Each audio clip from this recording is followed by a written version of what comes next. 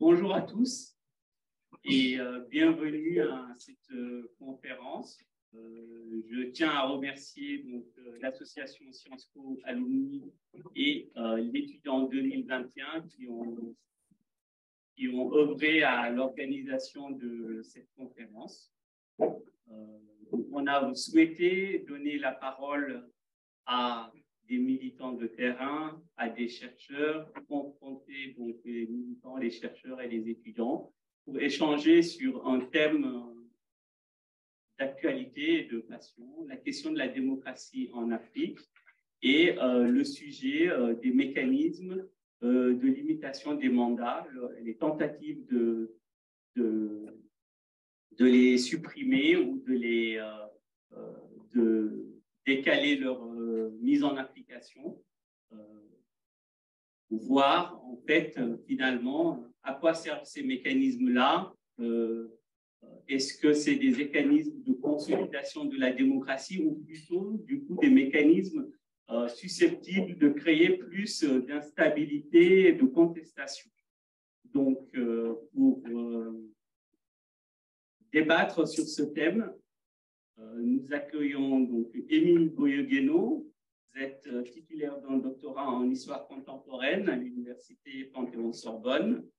Vous avez fait l'École nationale d'administration, vous êtes titulaire d'un master. Vous êtes chargé d'enseignement à Sciences Po Paris et directeur exécutif de l'Institut de recherche et d'analyse économique et sociale. Nous accueillons Babacar Diop. Vous êtes professeur en philosophie à l'université Anta Diop de Dakar. Vous êtes aussi maire de la ville de Thiès au Sénégal, secrétaire général des forces démocratiques et sociales du Sénégal. Enfin, Étienne Smith, enseignant-chercheur, maître de conférence à Sciences Po Bordeaux, diplômé de Sciences Po Paris. Étienne, la maison est assez familière. On va lancer le débat sans attendre. On va donc donner la parole à Émile qui va nous brosser un peu le sujet. Alors, je vais peut-être utiliser aussi de cette façon. Bonsoir Abdoulaye. Merci de m'avoir convié à cet échange. C'est un échange qui n'est pas anodin. C'est un échange qui n'est pas anodin et parce qu'il n'est pas anodin, je vais peut-être me contenter, pas au sens paresseux du terme, mais plutôt au sens de parce qu'il est nécessaire de défricher un petit peu cela. Alors, quand on regarde la thématique, je ne sais pas pour vous, je vois qu'il y a beaucoup de Sénégalais, dont quelques-uns dont je connais le parcours brillant. La thématique, elle me pose beaucoup de problèmes, mais vraiment beaucoup de problèmes. C'était l'objet de nombreux débats ces derniers jours avec Abdoulaye, pour plusieurs raisons. Le contenu. Alors, le troisième mandat, les troisièmes mandats sont-ils un des symptômes de la crise démocratique en Afrique? Alors, je veux dire que, si on regarde les choses de ce point de vue-là, il est fort possible qu'on se trompe. Du point de vue heuristique, si on cherche la vérité, en regardant par ce détail du troisième mandat, il est évident qu'on parvient à une réponse qui ne produit pas de sens. Du moins pas un sens qui permette d'aller au-delà des remarques, des observations qu'on peut constater au Café du Commerce. Donc, alors, une chose simple. Alors, si on prend la question de la démocratie donc, je vais me contenter de plusieurs remarques. Donc, la première remarque sur le mandat, sur l'articulation entre le mandat et la crise démocratique. Au fond, si on regarde les mandats et la crise démocratique, la crise de la démocratie en Afrique au prisme des mandats, on va se rendre compte qu'au fond, la démocratie en Afrique a toujours été en crise. Voilà. Si on regarde depuis les libéralisations politiques qui ont émergé en Afrique à partir du lendemain de la Seconde Guerre mondiale, on va se rendre compte qu'on a toujours été dans des États, ou du moins dans des proto-États à minima, qui recélaient de démocratie dysfonctionnelle. Premier point. Donc, le mandat, du moins le nombre de mandats, ne peut pas rendre compte à lui seul de la crise. Et ça, l'articulation de les deux me posait un petit peu problème, mais il ne pose pas un problème au sens moral du terme, il pose un problème au sens épistémologique, enfin, au sens heuristique, au sens scientifique. Est-ce qu'on peut se poser la question de cette façon et la bonne façon de procéder?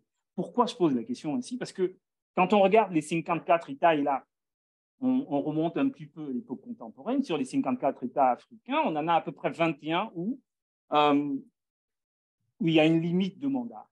Voilà, selon un think tank. Alors, sous réserve de vérification ultérieure, parce que je n'ai pas eu le temps de vérifier ces chiffres. Hein. Il y en a 21. Et il y en a 18 où on n'a pas de limite de mandat. 18 États en Afrique qui n'ont pas du tout de limite de mandat. Et ces 18 États se trouvent principalement en Afrique centrale et en Afrique de l'Est. Résultat, l'Afrique de l'Ouest n'est pas vraiment concernée. Donc, je reviens au titre qui me posait problème. Donc, pourquoi l'une des régions qui paraît les plus disciplinées du point de vue de la démocratie est indexée aujourd'hui? Donc, de ce point de vue, ça pose problème, mais ce qui pour moi, par-delà le nombre de mandats, pose problème, c'est le mandat en lui-même, ce n'est pas la quantité des mandats, c'est le mandat. Est-ce que les mandats ont suffisamment de qualité démocratique? Autrement dit, est-ce qu'ils ont assez de légitimité? Est-ce que les personnes élues ont assez de légitimité pour diriger les États qu'ils héritent au lendemain d'élections? Est-ce que la qualité des mandats, la qualité, les modalités d'accès au mandat sont suffisamment qualitatives pour permettre à une démocratie de vivre pleinement et aux États de se développer? Parce qu'au fond, le sens de la démocratie, l'objectif de la démocratie, c'est de contribuer au développement. Donc, est-ce que les États ont des mandats qualitatifs? Est-ce que les dirigeants ont une légitimité? Et à partir de là, on va se rendre compte, en faisant donc quand on regarde l'actualité ouest-africaine, pour prendre la sous-région, on va se rendre compte qu'il y a des États où il n'y a pas réellement eu d'élection. On a des décideurs qui sont arrivés au pouvoir par la force, par un coup d'État. Et a priori, ces décideurs, ces hommes d'État, ces personnes qui sont arrivées par un coup d'État, semblent disposer de plus de légitimité que d'autres États où on a des dirigeants arrivés par des élections. Donc, voilà une petite contradiction qui n'est pas inutile, qui n'est pas fortuite et qui mérite quand même qu'on s'y atteigne. Autre élément, pour moi, qui est fondamental, la démocratie. Pourquoi tout le temps on parle de démocratie en Afrique?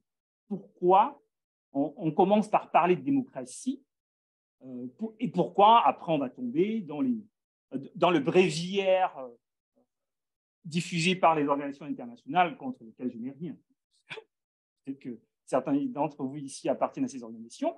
On va tomber ensuite dans le bréviaire de la bonne gouvernance, de la transparence, ainsi de suite, tout le bréviaire des organisations internationales qui, au fond, ne rendent compte que ce sont des mots valises qui ne rendent compte qu'à minima de ce que doit être une démocratie. Donc, pour moi, il y a une crise permanente de la démocratie dans ces États pour plusieurs raisons. Parce que les élections sont très régulièrement dévoyées. Parce que, donc, autrement dit, le mode d'accès au pouvoir, les modalités d'accès au pouvoir sont très généralement dévoyées. Parce qu'on y accède, parce que les dirigeants, ce qui induit que le dirigeant n'ait pas une légitimité avérée. Et le danger ici serait d'associer le manque de légitimité des dirigeants, un, qui durent, et deux, qui sont mal élus, avec donc le processus avec des noms, parce que dès qu'on le fait, on tombe dans des choses qui vont faire en sorte que tout de suite, on va indexer les mêmes. Paul Biya, je suis camerounais d'origine, donc on va tout de suite dire Paul Biya, Denis Sassou Nguesso, on va évoquer les mêmes. Mais la question se pose également au Rwanda, où on a une forme de développement avec un président qui est relativement mal élu. Mal élu, pourquoi? Parce qu'il y a une opposition qui n'existe pas. Donc, pour terminer avec ces remarques liminaires sous forme de propodétique, du moins comme une introduction à cette discussion. C'est, au fond, la démocratie, pour moi, a toujours été en crise en Afrique, et cette crise n'est pas un problème. Il faut la considérer, ce sont des crises qui ont la nature des crises durkheimiennes, c'est-à-dire que ces crises font partie de l'éthos social. Il n'y a pas de société sans crise. Ces dysfonctionnements ne sont pas des maladies de la société, elles font partie de la société, elles font partie de la vitalité de la société. Et indiquer qu'il y a des crises, que ces crises existent, ne veut pas dire qu'on est en train de regarder de façon condescendante les démocraties africaines au prisme des démocraties occidentales, dont l'actualité récente nous a montré qu'elles sont également perfectibles. Hein. Je ne veux pas reprendre l'épisode de la prise du Capitole, je ne veux pas reprendre les différentes adhésions ici ou là lors des dernières élections, y compris en France. Donc, voilà. Donc, regarder les démocraties africaines en indiquant qu'elles recèlent en elles des crises, qui lui sont d'ailleurs consubstantielles, veut simplement dire que ces crises sont dans c'est la nature d'être des sociétés d'avoir des crises. Par conséquent, les sociétés africaines, les sociétés ouest-africaines devraient naturellement considérer que avoir une crise démocratique n'est pas un problème. Ce qui pose problème, c'est la façon dont on prend conscience de ce qui pose problème et comment on le traite. Et à mon avis, la crise va au-delà du simple mandat qui, au fond, ne doit pas être regardé simplement du point de vue quantitatif, mais doit également être examiné du point de vue qualitatif, la façon dont on accède au pouvoir. Quelle est la qualité d'allocation du mandat? Comment est-ce qu'on obtient un mandat? Qui dirige les différentes agences d'observation d'élections? Comment leurs décideurs sont choisis? Qui proclament les résultats? On a vu le cas kényan il y a quelques mois, c'était un spectacle singulier. Donc, le problème n'est pas seulement le mandat, le nombre de mandats, mais le problème, c'est la qualité du mandat. Et quelle que soit la réponse à laquelle on parvient, il est bon de savoir de quoi on parle. On parle d'États qui ont maximum 60 ans d'existence, on est relativement jeune. Donc, on n'a pas à rougir de ces crises qui font partie de la construction, qui sont des pas vers des sociétés meilleures. Voilà un petit peu ce que je pourrais dire en termes de propos liminaires.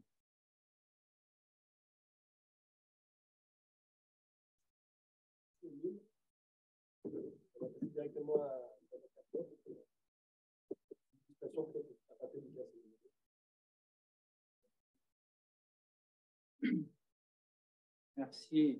Je voudrais tout d'abord saluer le public qui a fait le déplacement pour suivre cette conférence. Je voudrais exprimer aussi ma fierté d'être ici sur ce haut lieu de la science et de la stratégie que l'on forme les futurs dirigeants. Je suis ici pour parler de la démocratie en Afrique, de la crise de l'Afrique. Bien, comment cette crise de la démocratie se manifeste à travers les débats sur le troisième monde. Je voudrais vous poser la question, connaissez-vous ce qu'on appelle le syndrome Basie? Rassurez-vous, je vais vous l'expliquer.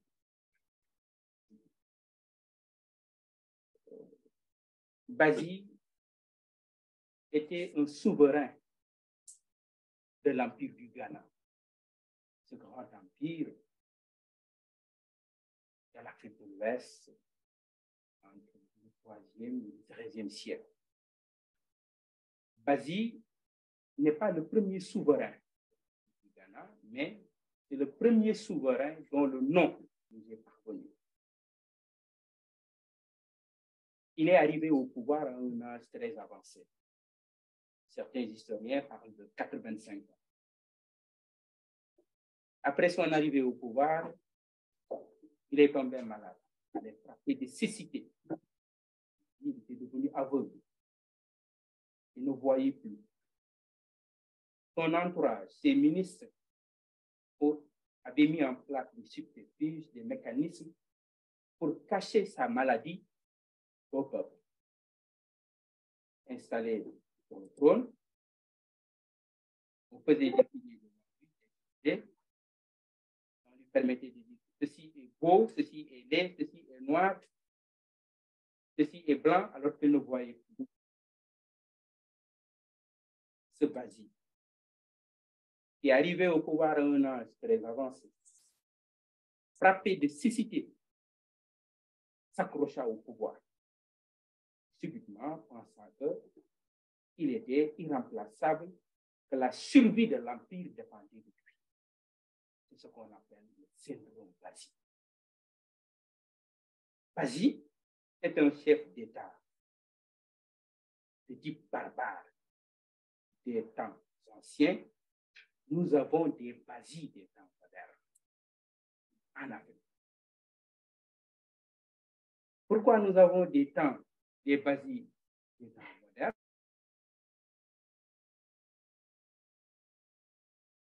Parce que le syndrome Basile du politique est la manifestation de la crise de la démocratie. La crise du politique, parce que le délégué ou le gouvernant qui doit tirer sa légitimité de la communauté politique se croit le siège du pouvoir ou la source du pouvoir. Il y a corruption du pouvoir, alors que la référence ultime en démocratie, la source principale de la légitimité, c'est la communauté. Il y a déviation, il y a corruption du politique, déviation, fétichisation du pouvoir, dès lors que la communauté n'est plus la source, le siège du pouvoir politique, et que les gouvernants prennent la référence, prennent leur autorité comme autoréférentielle, se référer à eux-mêmes, à leur propre volonté, à leur propre désir, qui fait quoi, comme disait l'autre, la volonté du souverain ou la volonté du chef fait la loi, vaut la loi, est la loi. On oublie la volonté générale.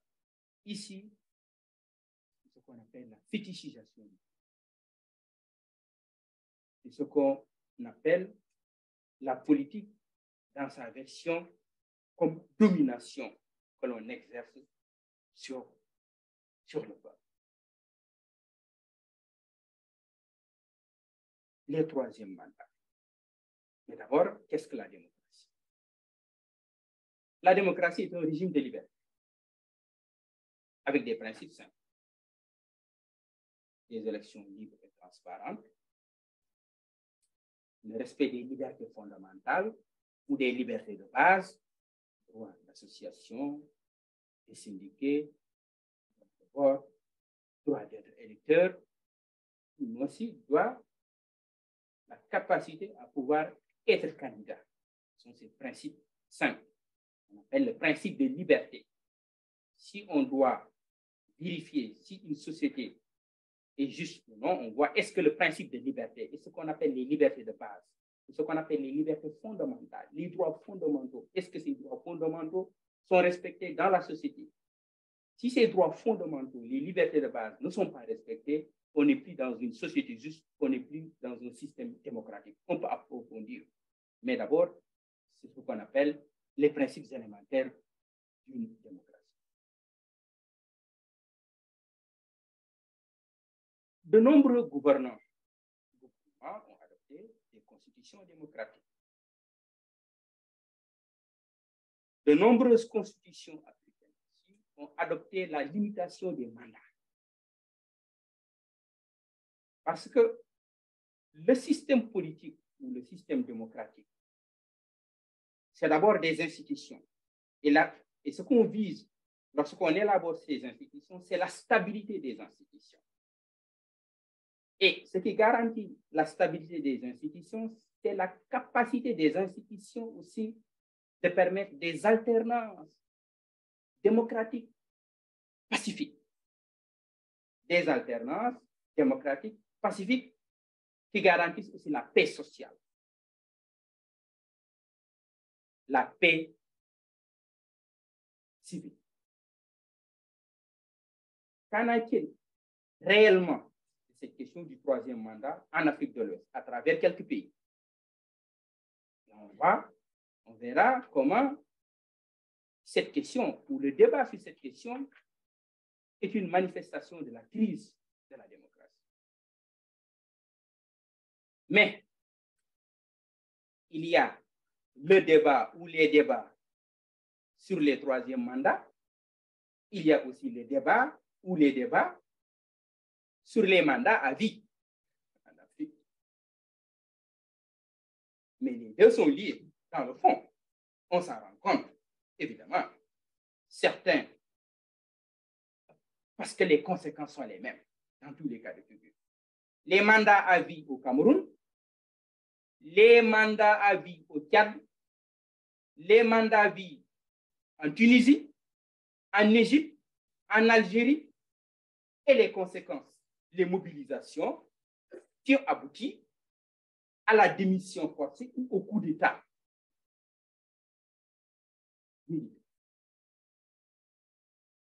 Au Tchad, Déby, qui est un spécialiste dans la manipulation constitutionnelle pour rester au pouvoir. Élu en 1996,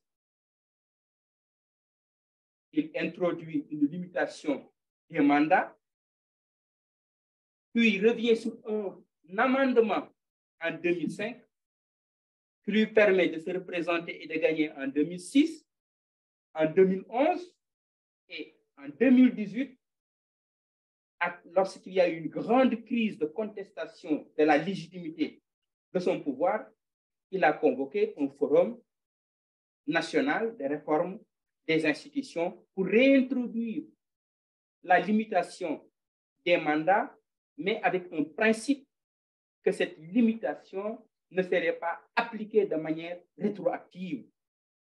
Qui signifie quoi? Théoriquement, Idriss Déby pouvait rester au pouvoir jusqu'en 2033.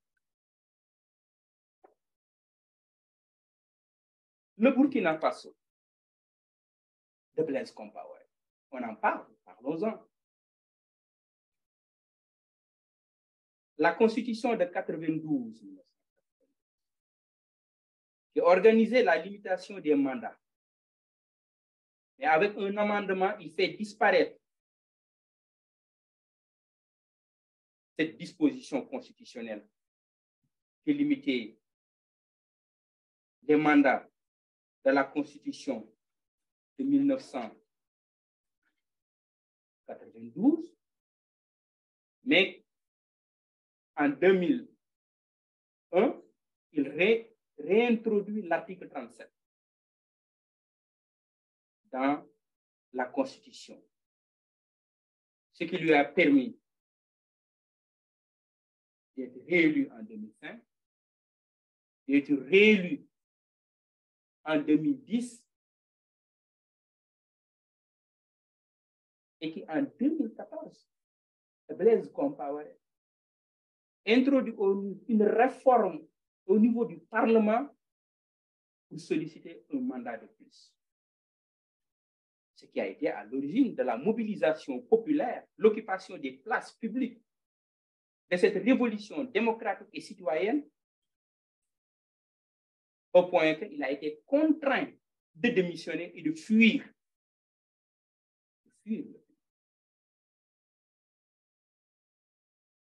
Le cas du Niger, un cas très intéressant. Le président Mamadou Tandjan, élu en 1999, réélu en 2004, lors d'une élection qui a été considérée comme démocratique, transparente et saluée un peu partout dans le monde. La réélection du président Tandjan en 2004. Qu'est-ce qui se passe en 2009? Alors que il devait terminer son dernier mandat. Il introduit une réforme constitutionnelle. Ce n'est même pas une réforme constitutionnelle. Parce que lorsqu'il a voulu modifier la Constitution, l'Assemblée nationale s'est opposée à sa volonté, la Cour constitutionnelle s'est opposée à sa volonté, le président Mamadou Tandian va dissoudre l'Assemblée nationale et la Cour constitutionnelle pour convoquer un référendum pour aller vers une nouvelle constitution, ce qu'il appelle la 6e République. Des mois après, il sera balayé par un coup d'État militaire. Ce que je parlais, la stabilité des institutions. Et le cas de la Côte d'Ivoire est plus proche. Lorsque je parlais des bases des temps modernes, ces chefs d'État-là, arrivés au pouvoir à un âge très avancé et qui subitement pensent qu'ils sont irremplaçables. Alassane Ouattara arrive au pouvoir en 2010, réélu 2015, 2020, coup d'État constitutionnel pour se maintenir au pouvoir en forçant sur une autoroute de cadavres, un bain de sang pour se maintenir au pouvoir. Alpha Condé, avec tout son combat mené, son background de militant de gauche, toutes les luttes qu'il a menées par des chefs d'État arrivés au pouvoir à un âge très avancé, qui arrivent au pouvoir en traversant une forêt de cadavres, en s'accrochant au pouvoir, 2021, coup d'État militaire. Et vous me direz, qu'en est-il de votre pays? Oui, j'y arrive, du Sénégal. Abdoulaye Wade, qui au lendemain de sa réélection de 2007 dit « J'ai bloqué la Constitution,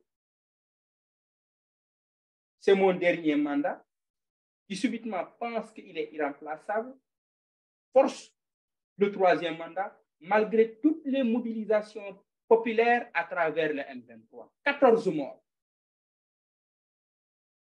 Et c'est dans ce contexte que le président Macky Sall arrive au pouvoir en 2012. Un bilan lourd, les mobilisations du mois, donc du M23. Lorsqu'il arrive au pouvoir, il prend un engagement de réduire son mandat de 7 à 5. En 2016, il engage des réformes constitutionnelles sur 15 points. Un point très important, l'article 27. Le mandat du président de la République est de 5 ans. Nul ne peut faire plus de 2 mandats consécutifs.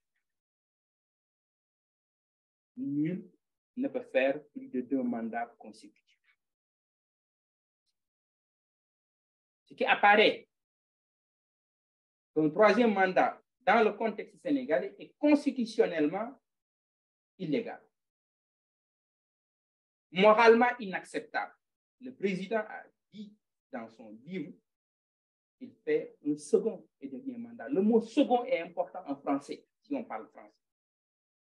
Quand on utilise second, il n'y a pas troisièmement. Si on dit le 2e, on peut aller vers un 3e, mais un second, c'est le dernier.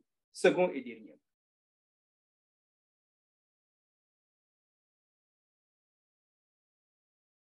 Mais je ne veux pas tomber dans le débat juridique constitutionnel. Le débat est aussi moral, parce que vaut la parole d'un président de la République? Que vaut une parole présidentielle?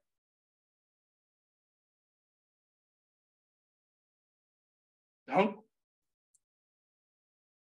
on est encore rattrapé par l'histoire. Les débats, ou le débat qui avait secoué notre pays, le Sénégal, entre 2010 et 2011, ce même débat secoue notre démocratie avec son potentiel de danger, de violence que tout le monde voit. Ce qui fait que le débat sur le 3e mandat est lié à la stabilité de nos institutions. Mais ce débat aussi est lié à la paix sociale, est lié à la paix civile. À travers les différentes expériences que j'ai évoquées, vous avez vu le nombre de morts, les nombreux morts que nous avons aujourd'hui. Et des institutions stables sont importantes, mais aussi des institutions qui garantissent la paix civile, qui garantissent la paix sociale, parce que la vie est sacrée, les droits sont sacrés. La finalité, cette paix civile, elle est la base et la finalité de la démocratie, de la politique. Il n'y a pas de développement sans la paix sociale. Il n'y a pas de développement sans la démocratie qui garantit cette paix sociale, cette paix civile. Lorsque je parle de la paix comme finalité de la politique, comme finalité de la démocratie. La paix, ce n'est pas l'absence de guerre, ce n'est pas le contraire de la guerre, c'est la norme suprême de l'existence sociale. Les institutions stables préservent la paix, garantissent la paix. En quoi donc, vous direz, le troisième mandat est une manifestation de la crise? Le troisième mandat, tel qu'il se pose dans le contexte africain, est toujours une épreuve de force. C'est toujours une épreuve de force, avec un bain de sang.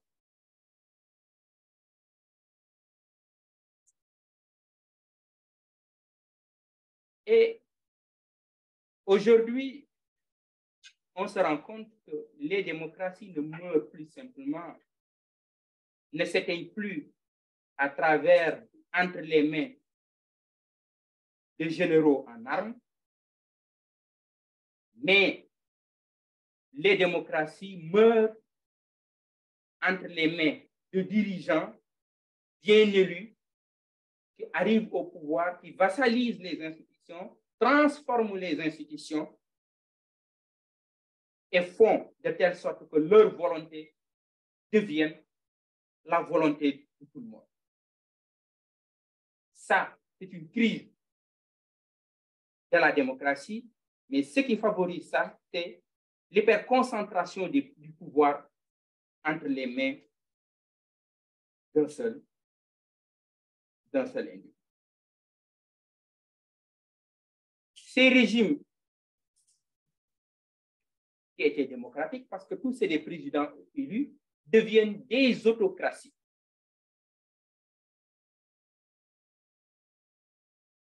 Et ces pays quittent un virage démocratique, quittent une trajectoire démocratique pour s'engager dans un virage autoritaire. Le troisième mandat est un coup de force. Istvan Levitsky a écrit un ouvrage très important, La mort des démocraties. La mort des démocraties. Il nous donne 4 indicateurs clés. 4 indicateurs clés pour montrer, pour désigner un virage autoritaire. Le premier indicateur, lorsqu'on aborde un virage autoritaire dans ces démocraties, regardez bien, le premier indicateur, c'est quoi? Rejet ou faible adhésion aux règles du jeu démocratique. Rejet du pouvoir ou de ce président élu, qui a été élu démocratiquement, mais qui arrive au pouvoir, il transforme les institutions, vassalise les institutions. Premier indicateur, rejet ou faible adhésion aux règles du jeu démocratique. Interdiction des jeunes de s'inscrire sur les listes électorales.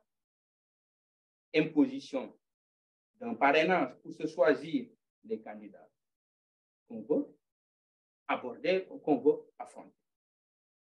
Deuxième indicateur, contestation de la légitimité de l'opposition politique. un président a dit, je vais réduire l'opposition à sa plus simple expression. Contestation de la légitimité de l'opposition politique. Instrumentalisation de la justice pour liquider des adversaires politiques. Deuxième indicateur. Troisième indicateur, tolérance ou encouragement à la violence de ses partisans. Dans notre pays,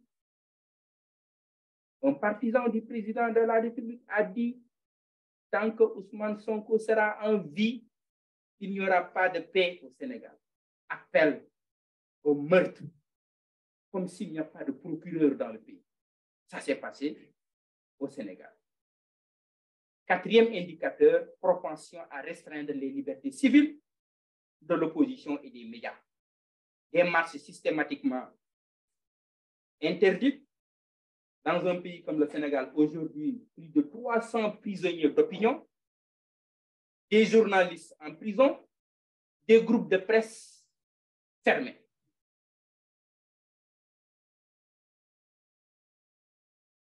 Voici les 4 indicateurs d'un virage autoritaire.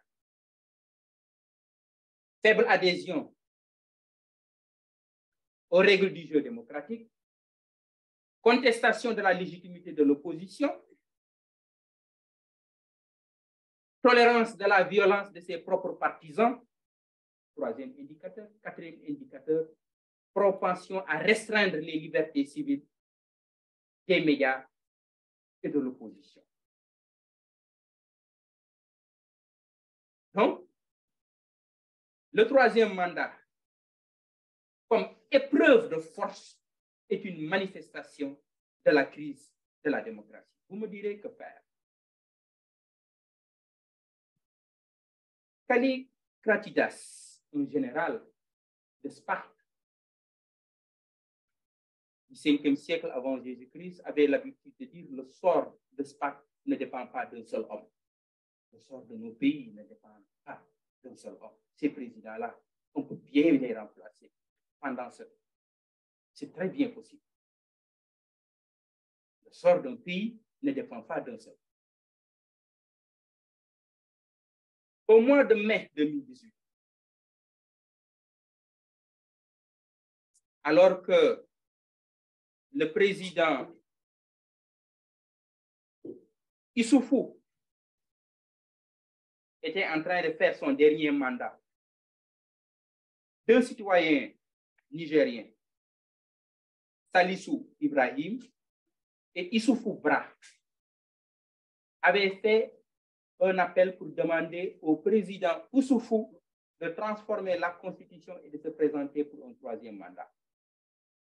Ces 2 citoyens nigériens ont été arrêtés par la justice, traduits devant le tribunal de grande instance de Zender pour complot en vue de détruire ou de changer le régime constitutionnel.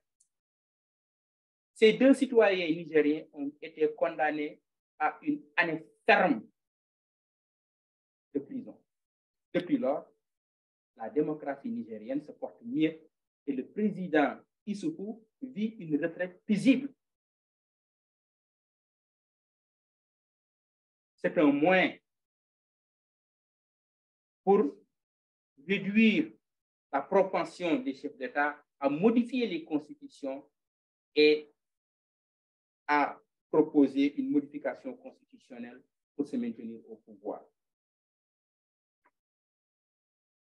Autre solution. Nous demandons à la CEDEAO, à travers son protocole sur la bonne gouvernance, protocole sur la bonne gouvernance et de la démocratie, d'interdire les 3e mandats. Parce qu'on le sait aujourd'hui, le 3e mandat, on le veut ou non, est source d'instabilité. La vie de notre jeunesse et de notre peuple nous est très chère. Mesdames et messieurs, le jeune philosophe américain Yachar Mounk, au moment de conclure son retentissant ouvrage Le peuple contre la démocratie, nous dit ceci. Dans les années à venir, se lever pour défendre ce que nous considérons comme important demandera de plus en plus de courage. Afin d'accomplir ce qu'il faut, au moment décisif, il nous faudra accepter de grands sacrifices. Il n'est pas possible de prédire ce que sera le destin ultime de notre système politique. Peut-être qu'à la montée de l'autoritarisme ne constituera qu'un bref moment dont on se souviendra avec un mélange d'étonnement et de curiosité dans un siècle.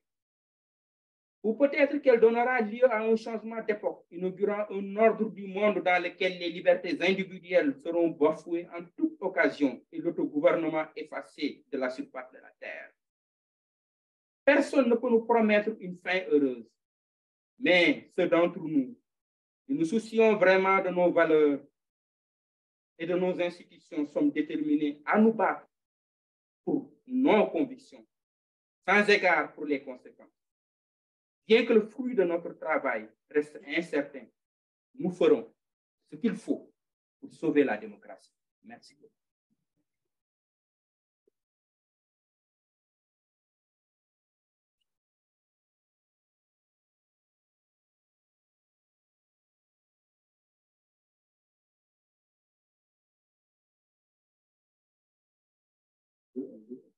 Merci beaucoup pour ces deux présentations. Moi, je ne vais pas être intervenant, je vais juste être modérateur, donc je vais laisser un premier lot de questions pour les deux intervenants, des questions de la part de la salle.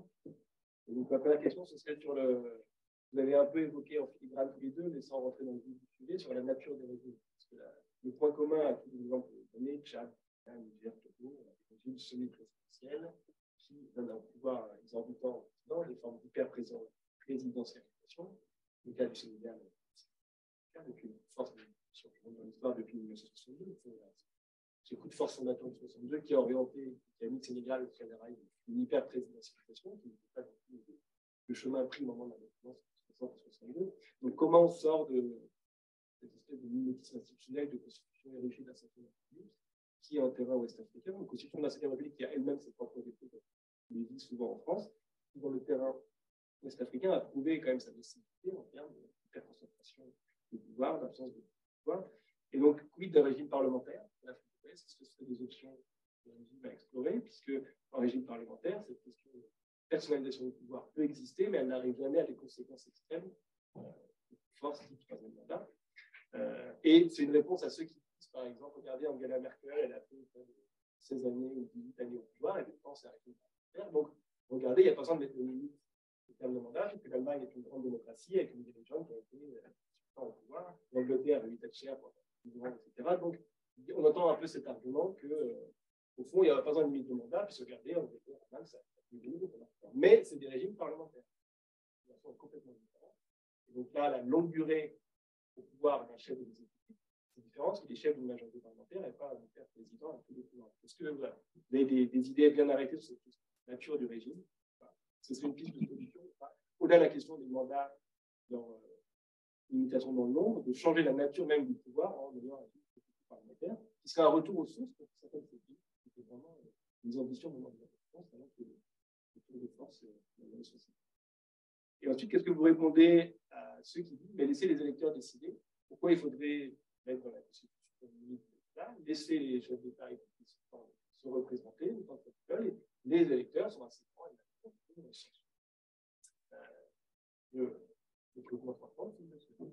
et qu'au fond, même dans le cas du Sénégal, on entend souvent ce tour. Regardez, en 2000, il y avait un président sortant, on l'a mis KO.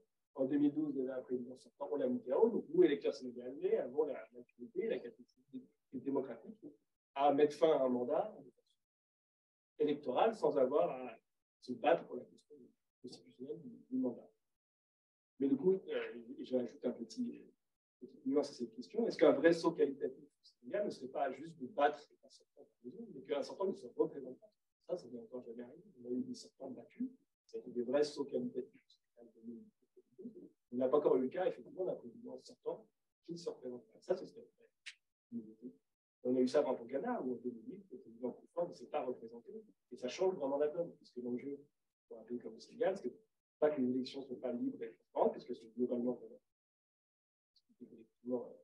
relativement free and fair, mais la question est qu'elles sont équitables. Et quand il y a un président sortant, évidemment, elle ne devient plus équitable parce que l'accès aux ressources. Donc, est-ce que là, pour on pourrait rejoindre la question électorale et la question de la limitation des mandats, on a question pour qu'effectivement, un président sortant ne puisse pas se représenter. Donc, est-ce qu'il ne faudrait pas être plus radical et dire tout simplement qu'il faudrait un seul mandat non reconductible? On n'est plus jamais, tout simplement, de candidat président sortant pour une compétition électorale, puisque à chaque fois, ça peut se faire. Il y a des pays dans le monde, je ne connais pas beaucoup, mais qui ont en place un seul mandat non reconductible. Quitte à le mettre un peu plus long, c'est considéré que c'est. Là, on a deux premières séries de questions pour nos deux intervenants. Allez-y. Oui, évidemment, la nature du régime a parfaitement raison. Vous prenez le cas du Sénégal, au lendemain des indépendances, on avait un régime parlementaire qui faisait que Mamadou Dia était le Premier ministre. Je le dis, Mamadou Dia n'était pas un Premier ministre, c'était plus qu'un Premier ministre. C'était le président du Conseil du gouvernement. En vérité, le véritable chef de l'État, de l'exécutif, le véritable chef de l'exécutif, c'était Mamadou Dia. C'était plus qu'un président, c'était plus qu'un premier, c'était le véritable chef de l'exécutif. Le discours du Sénégal aux Nations Unies en 1961, c'est Mamadou Dia qui a prononcé ce discours. Ça a été à l'origine de la crise. Senghor était un président du type 4e République, qui inaugurait les chrysanthèmes à ce niveau. Après la crise de 62, ce régime-là a été liquidé pour nous amener un présidentialisme avec des pouvoirs exécutants pour le président. Le président Abdoulaye Wade, avec la constitution de 2001, avait la possibilité, avec une occasion extraordinaire, de revenir à un régime, même s'il n'est pas un régime parlementaire radical, mais un régime au moins qui équilibre les pouvoirs. Comme dit le président Mamadou Dia, le régime de 2011, c'est un bonapartisme rampant. Et c'est ce qui nous poursuit jusqu'à présent. Toutes les réformes du président Macky Sall, toutes les réformes dans tous ces pays-là, vont dans une concentration des pouvoirs. Et qui appelle à quoi? Ce qu'un philosophe sénégalais appelle la nécessité de réformer l'institution du président de la République. Le président de la République a trop de pouvoir et il est trop irresponsable. Il n'est responsable de rien. Parce que même la notion de trahison, de haute trahison, elle n'est pas définie. C'est un foutu, c'est rien du tout. Il a tous les pouvoirs, il n'est responsable de rien du tout. Donc, on le voit, c'est un grand problème. Je suis d'accord avec vous sur la nature des régimes en Afrique. Et c'est cette nature des régimes qui favorise ce que j'appelle le syndrome basique. Le gars, il est là, il pense qu'il est irremplaçable, il nomme à tous les postes civils et militaires, la famille, tout le monde, il protège ce qu'il veut, il met en prison ce qu'il veut, il libère ce qu'il veut, il met comme il le dit quand il le veut. Si cette maladie-là arrive, on pense qu'on est irremplaçable. Évidemment, la nature des régimes que nous avons aujourd'hui pose problème. Évidemment, je suis content. Maintenant, laissez les électeurs ici. Qui aurait imaginé ici en France, le président Emmanuel Macron s'élève pour dire qu'il sollicite un troisième mandat, laissez les Français ici.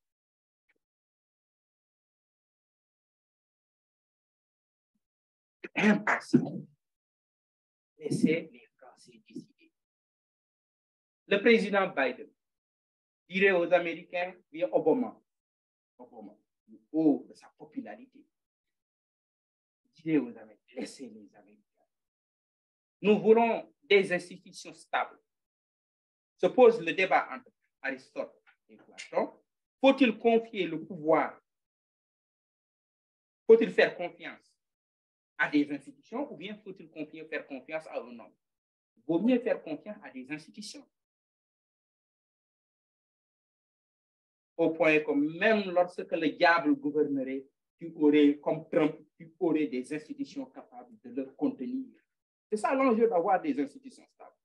Parce que le pouvoir peut tomber entre les mains d'un diable comme Trump.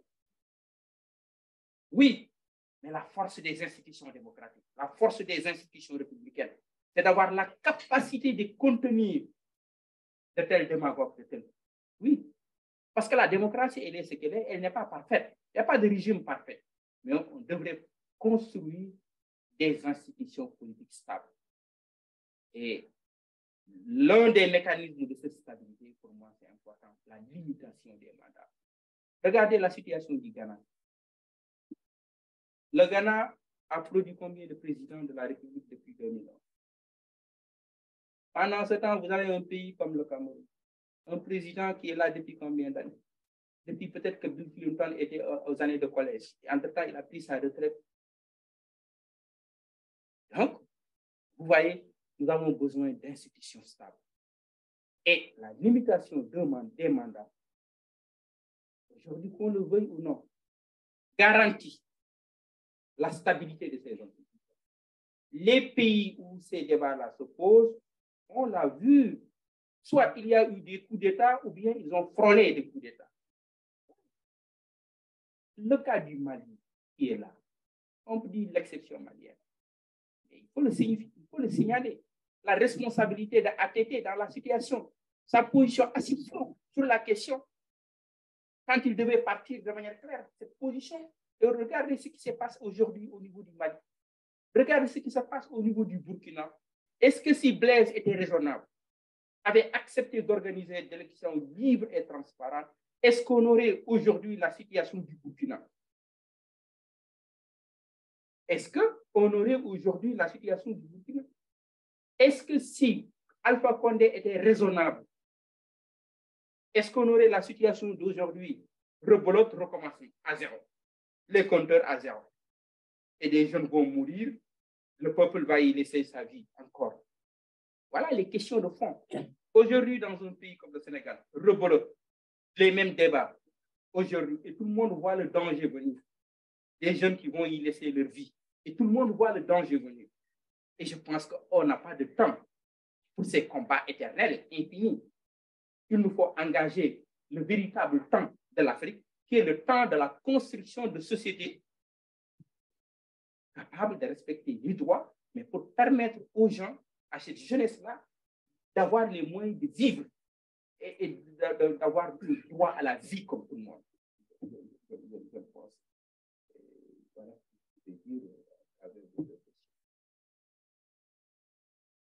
Alors, plutôt que de répondre directement, cher Étienne, je reviens sur la question, enfin, ça m'a l'air d'être une question, c'est d'être un fétiche, le troisième mandat, mais je voudrais qu'on sorte de ce fétiche parce que j'ai le sentiment qu'il rend un peu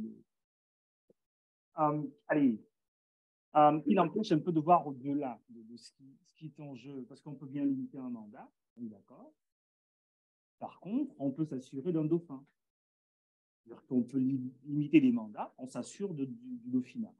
Et c'est ce qui va se passer probablement dans ces États que vous évoquiez. Je ne vais pas reprendre les noms des leaders en question pour qu'on ne personnalise pas l'affaire, parce que l'affaire n'est pas une affaire d'individu. Donc, la réflexion, à mon sens,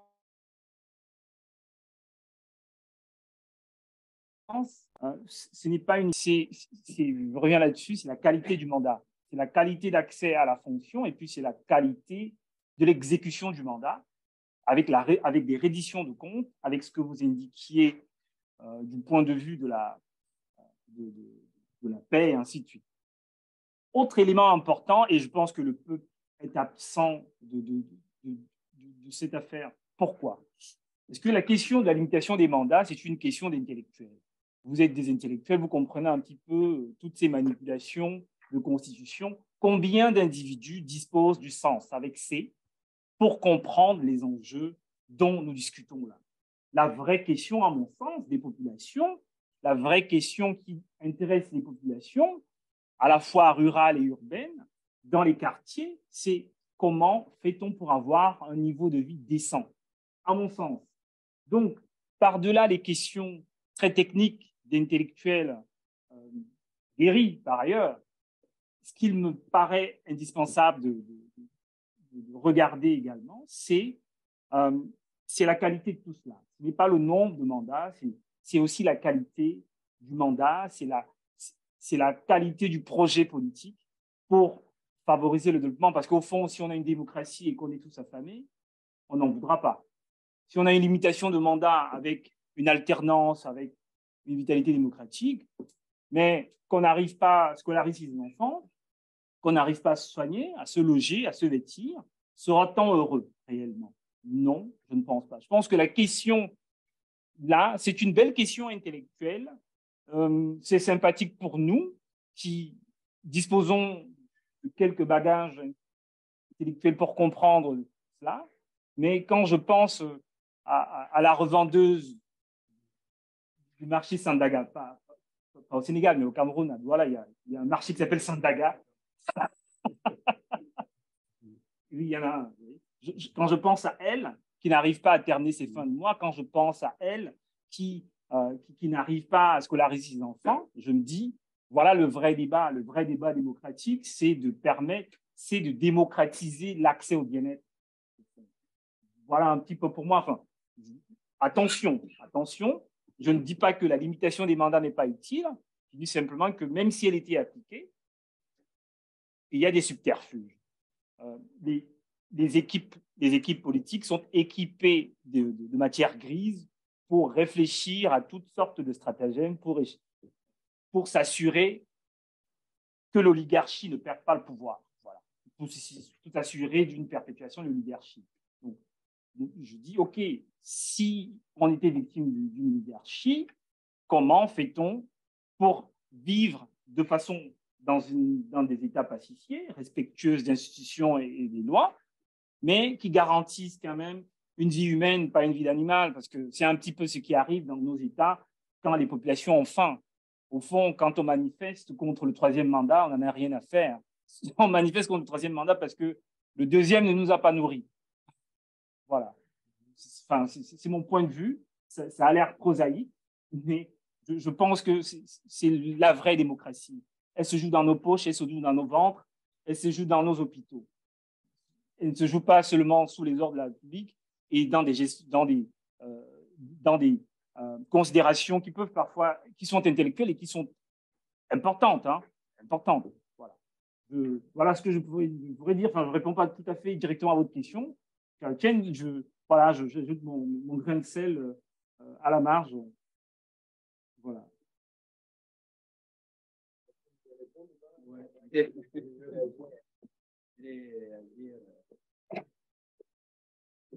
Parler de qualité des mandats. La limitation des mandats participerait, je le pense profondément, à la qualité de ces mandats. Parce qu'on le sait d'emblée que vous allez faire 1 ou 2 mandats pour partir. De toute façon, dans tous les cas de figure, les mandats n'auraient pas de même qualité. Si vous devez évaluer la qualité du mandat de Obama, de Roosevelt, dans une autre démocratie, de De Gaulle ou de Mitterrand, c'est un débat assez ouvert, assez libre. Mais le fait de s'inscrire dans le temps et de savoir que vous avez 5 ans, 10 ans à faire, vous allez dégager quelqu'un d'autre. Je pense que lorsque vous arrivez au pouvoir, vous travaillerez à laisser quelque chose. Je pense que bien. Sinon, votre nom sera effacé, évidemment, et on passe à d'autres. Le jour où nos pays-là auront, où les historiens pourront interroger sur les 20 chefs d'État de nos pays, quel a été le meilleur mandat? Et je pense qu'on se rendra compte qu'on aura fait un bon. Mais tant que c'est une génération risque de vivre pour connaître un seul président ou 2 présidents, vous voyez que le pays est bloqué, la perspective est bloquée à ce niveau.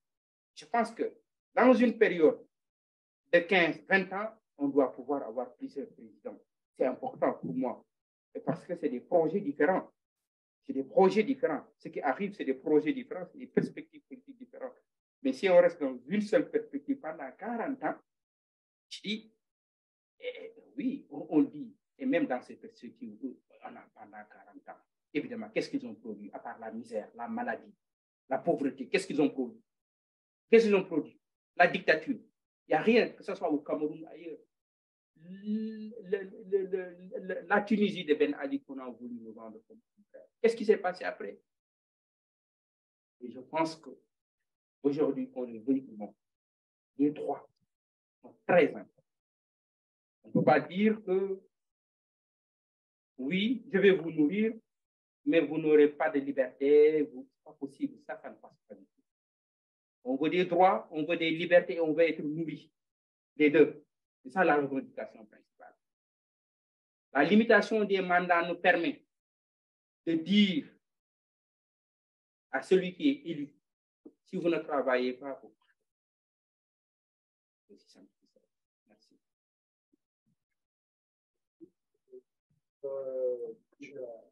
J'ai une question, excusez-moi. Enfin, il y a une diffusion, il y a des personnes, c'est une conférence hybride, donc je veux une question, vous me dites quand je peux la poser.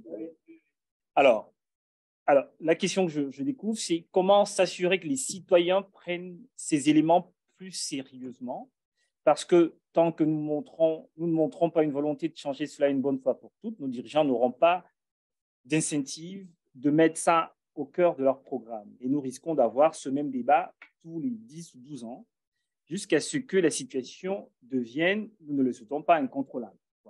Voilà le sens de la question. Je pense que c'est une question, et consécue à votre saillie. Je pense qu'elle s'adresse à vous. Ce n'est pas que je vous file la patate chaude. Il se trouve que c'est la vôtre.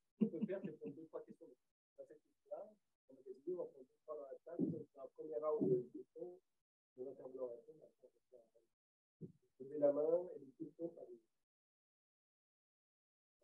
Alors, au hasard des gens par là-bas.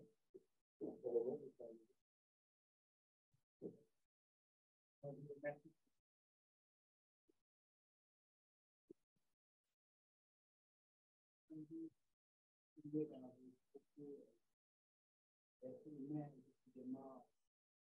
Éternellement, est-ce que dans ce cadre-là, il ne faudrait pas qu'on réfléchisse sur le modèle en Afrique?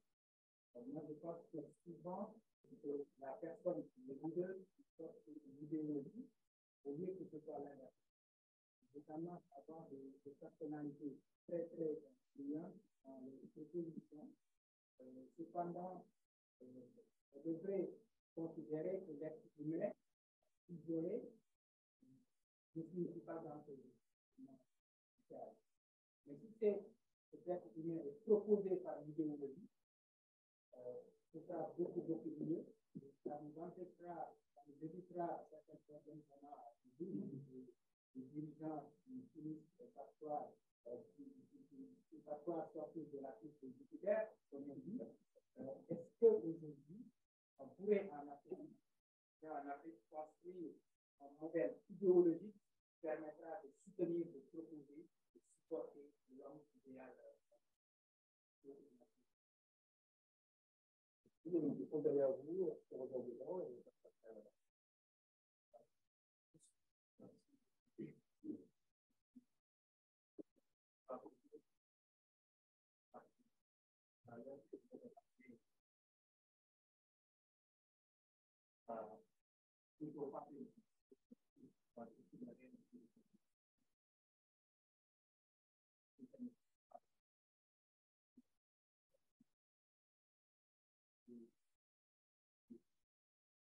Est-ce que on voudrait peut-être pas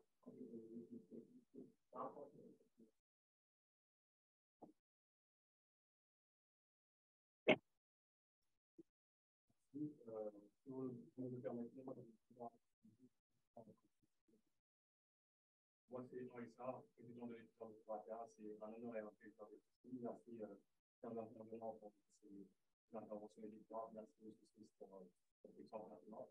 Et merci à Samuel Laïa pour la coopération et la coordination de cet événement.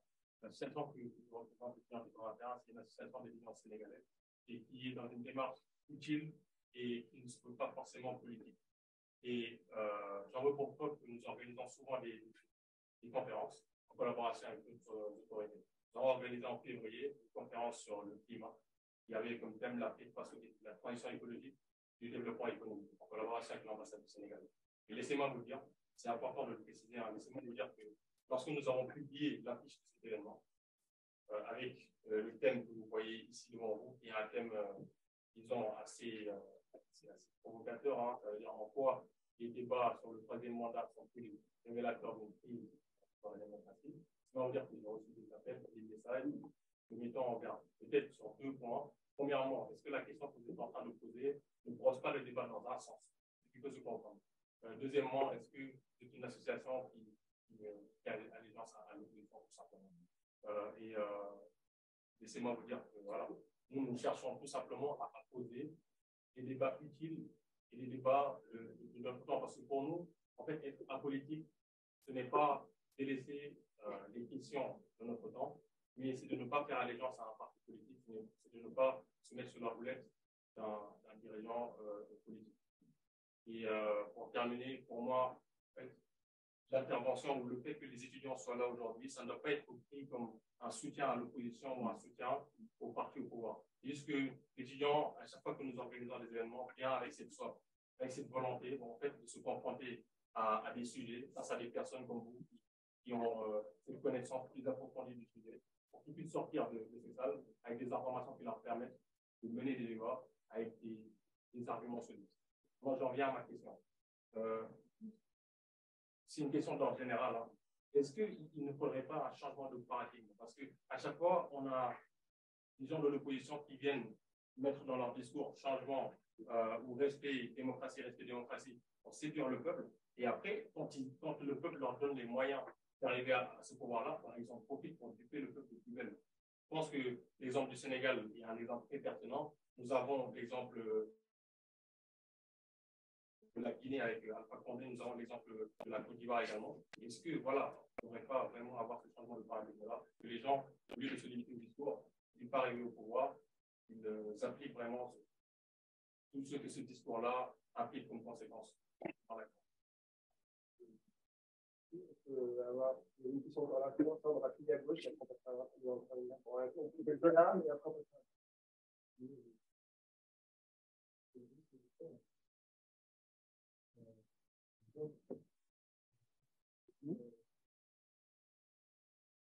Ma question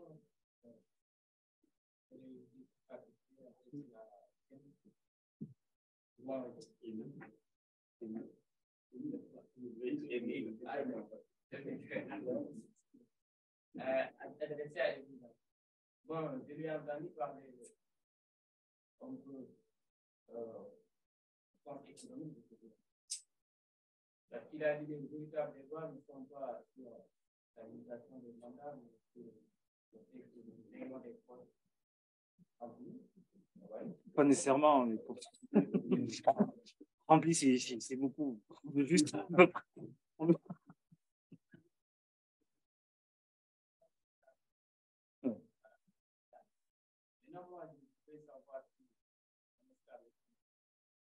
n'est pas stable. Est-ce que la véritable question est stabilité?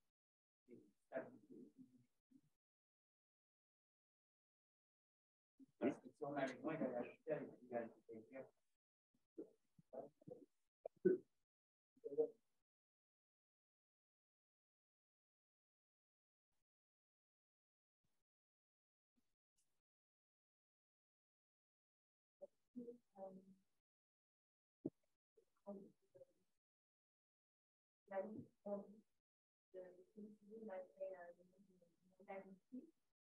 pourquoi est-ce qu'on a spécifiquement la vie de si peu respectée? Est-ce qu'il y a des raisons culturelles? Même l'instruction de serment, le moment du lit, on va quand même elle me voit, par exemple, la plupart du beaucoup de films politiquement, enfin, ce sont les raisons dans les sociétés africaines,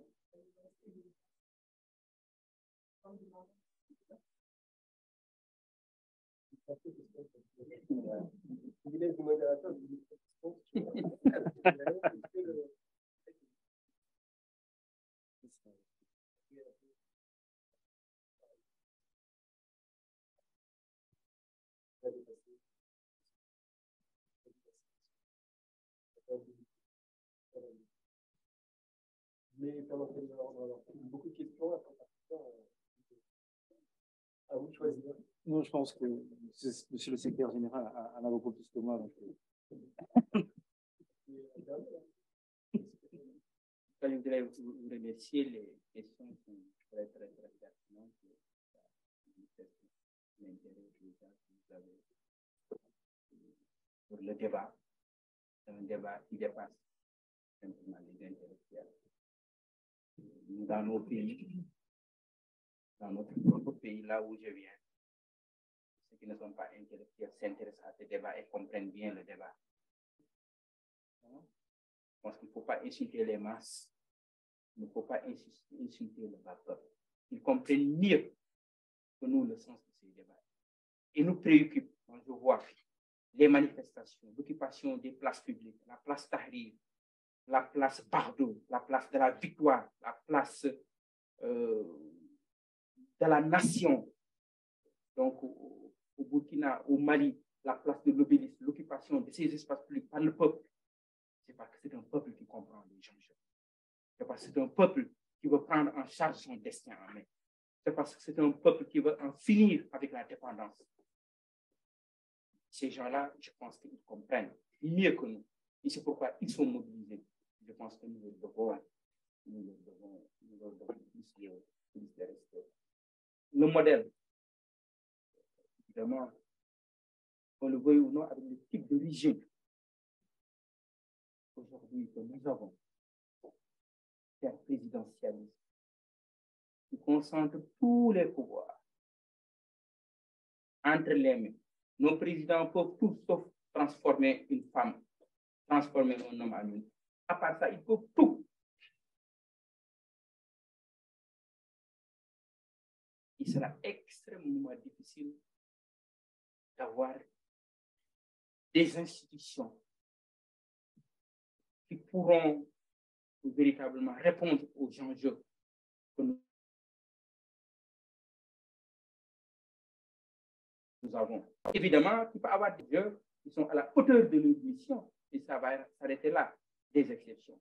Je pense qu'il faut des réformes profondes pour avoir des institutions stables. Le régime présidentiel, pas présidentiel, présidentialiste que nous avons, et hyper, que nous avons, pose problème. On parle de séparation des pouvoirs, mais il n'y a pas de séparation des pouvoirs. Dans les régimes que nous avons, le président, il est parlement, il est justice, parce qu'il est la source du droit. Sa volonté fait la loi. Sa volonté vaut la loi. Sa volonté est la loi. Aujourd'hui, on parle du pouvoir parlementaire. Quel est le pouvoir de nos parlements dans nos pays? On parle de pouvoir judiciaire. Quel est le véritable pouvoir qu'a la justice aujourd'hui? Cette justice à la solde d'un individu. Le cas le plus patent, c'est le cas ivoirien. Le même président du Conseil constitutionnel qui déclare Laurent Gbagbo gagnant des élections, et c'est le même président du Conseil constitutionnel qui installe Alassane Ouattara. C'est le même qui installe le président Alassane Ouattara. Et je pense qu'il nous faut avoir des parlements forts, des véritables parlements, des députés qui sont des députés du peuple, qui portent la voix du peuple, mais qui ne sont pas là pour nous dire que je suis un député du président. Un député vous dit je suis un député du président. Qu'est-ce que vous voulez attendre de ce député? Qu'est-ce que vous voulez attendre de ce député? Il dit je suis un député du président. Je vote là.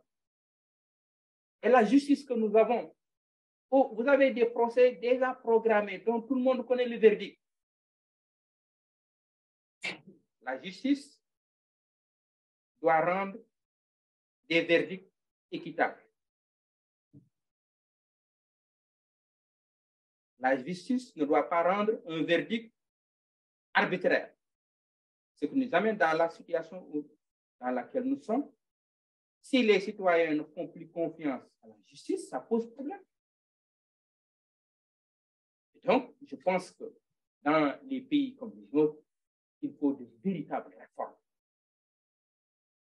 On ne peut pas laisser le président de la République. Quand je dis le président de la République, je parle de l'institution. La réforme du président de la République, la réforme de l'institution du président de la République. Aujourd'hui, il nomme à tous les postes civils et militaires dans la situation dans laquelle nous sommes. Oui, mademoiselle, vous avez parfaitement raison. Culturellement, ça amène des problèmes à ce niveau. Parce que lorsqu'on arrive au pouvoir avec autant de pouvoir, autant de moyens, autant d'irresponsabilité aussi, et plus la conception du pouvoir que nous en avons, si on parle du pays, le pouvoir, c'est quoi? On l'appelle en wolof ngour, qui signifie quoi? Se réjouir, la jouissance. Le dernier livre que j'ai écrit, La vocation du service, je m'attaque à cette conception de la politique. La politique, la conception que nous en avons dans nos pays, c'est quoi? C'est la jouissance, c'est des privilèges pour nous, pour nos familles, pour nos proches. Alors que ça devrait être le contraire. La politique est une vocation. La politique est un sacerdoce. La politique, c'est des sacrifices à consentir pour nos pays, pour le développement de nos pays. C'est ça, cette belle perspective. Et cette perspective-là, évidemment, on en parle, mais quand on arrive au pouvoir, on se rend compte que c'est facile d'être dans l'opposition. Je suis dans l'opposition, je vous le concède. Je vous le concède. C'est facile d'en avoir que la parole. C'est facile de contester. C'est facile de remettre en cause. C'est facile de dire que ce n'est pas bon. C'est facile de dire que ça ne marche pas. Le plus difficile, c'est quoi? Construire un ordre politique nouveau. C'est ça le plus difficile. La contestation, elle est facile. La critique, elle est facile. Mais comment construire un ordre politique nouveau? Une société nouvelle? Comment traduire en acte le discours que nous portons, toute la trajectoire que nous avons lorsque nous sommes dans l'opposition, quand nous arrivons au pouvoir? Comment faire de telle sorte que la politique n'est pas simplement, n'est plus un enjeu de pouvoir? Lorsque je dis la politique comme enjeu de pouvoir, c'est comme enjeu de place, de privilège, de position que l'on occupe dans la société, mais ouvrir une nouvelle perspective, la politique comme un enjeu de transformation. Transformation de nos institutions, transformation politique, transformation économique, transformation sociale, transformation culturelle. Le défi est la construction de cet ordre nouveau. Et c'est là que notre génération est interpellée. Je suis d'accord avec Henri et tous ceux qui ont posé ces questions-là. Les assises nationales, elles sont toujours actuelles. Ça pose le même problème. Réunir toute l'intelligentsia du pays, la diaspora du pays, autour d'une question centrale, où va le Sénégal, ou bien où doit aller le Sénégal, que des gens se mettent des années pour travailler, produire un document, produire une orientation. Tout le monde sait où se situe la bonne direction. Ils ont préféré déchirer ou ranger tous ces travaux dans les tiroirs pour faire rebelote. On recommence à zéro. C'est le grand problème. Le président qui nous gouverne aujourd'hui était un acteur de ces assises nationales. La charte dont on parle, il a signé. Qu'est-ce qu'on a fait de cette charte? Et les acteurs de ces assises-là, après, ils sont où? Ils sont disparus. On a beaucoup de respect pour tous les acteurs de ces assises-là, mais ils ont facilité aussi la tâche à l'actuel président. On a mobilisé 700 millions pour une commission de réforme des institutions. Où sont ceux qui étaient dans cette commission de réforme des institutions? Par pudeur, on n'en parle pas dans ce pays. Par pudeur, on n'en parle pas. Macky Sall a mobilisé 700 millions pour la réforme des institutions. On a fait les assises nationales. On a mis en place une commission de réforme des institutions. Et quand la commission a rendu ses travaux, qu'est-ce qu'on leur a dit? Vous êtes allé plus loin de ce qu'on vous a demandé. Et on est encore dans la situation de 2010, de 2011. C'est ça qui est déplorable. Quand est-ce que nous aurons le temps de s'attaquer aux questions principales, aux vrais enjeux, alors que les autres pays évoluent. Les autres pays, des pays qui en Asie, qui avaient le même PIB que nous, aujourd'hui, sont ailleurs, règlent d'autres questions. Nous, on est encore là sur les questions. Est-ce que la marche d'aujourd'hui sera autorisée ou pas? Est-ce que tel journaliste sera libéré ou pas? Est-ce que tel sera candidat ou pas? Est-ce que le président va se présenter? On se contente de ces débats-là. Dans cela, notre continent est bloqué politiquement, il est bloqué socialement, il est bloqué économiquement, il est bloqué culturellement. Et les gens à bord d'autres enjeux. Voilà ce que je voulais dire donc en réponse aux différentes questions. Alors, il y en avait une autre ici qui indiquait que la question sur le débat, le troisième mandat, est une question qui revient tous les 10 ou 12 ans. Et finalement, est-ce qu'un jour, on en sera débarrassé? Monsieur Djoum, hein, je reprends votre question. Voilà, comme ça, vous ne voudrez pas. Tant que ces questions ne sont pas réglées constitutionnellement, ils y reviendront, évidemment. Pourquoi ça ne se pose pas en France? Parce que c'est réglé. Pourquoi ça ne se pose pas dans d'autres pays? Parce que c'est réglé. Pourquoi ça ne se pose pas au Ghana? Parce que c'est réglé. L'énergie que nous perdons à travers ce débat, les morts que nous avons eu en Guinée, que nous avons eu en Côte d'Ivoire, que nous avons eu au Burkina Faso, que nous avons eu en 2011 au Sénégal. Et je pense que c'est utile de le régler et de passer à autre chose.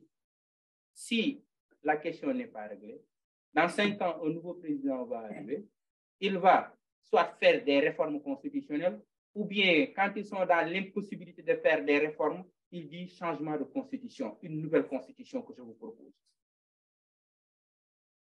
C'est ça la mauvaise foi et la malhonnêteté.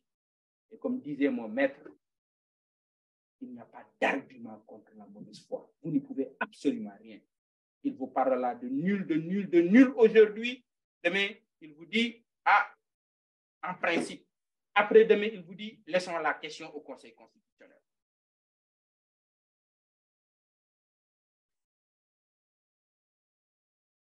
Oui, rapidement. Alors, je n'ai pas vraiment, non, je n'ai pas de condescendance vis-à-vis de ceux qui ne comprendraient pas ces débats sur le troisième mandat, parce que, au contraire, j'ai une empathie infinie pour avoir travaillé sur ces questions, notamment quand je prenais la 22 du marché Sandaga, c'est parce que je pensais à un travail que j'ai conduit avec mon think tank sur les femmes après la crise du Covid, et j'ai vu comment, en quelques jours de confinement, leurs commerces ont périclité, comment l'économie d'une vie a disparu. Donc, ça que c'est mon souci, ça. Ce n'est pas, et je pense que, quand vous parlez d'un ventre vide de troisième mandat, je crois que les oreilles sont bouchées.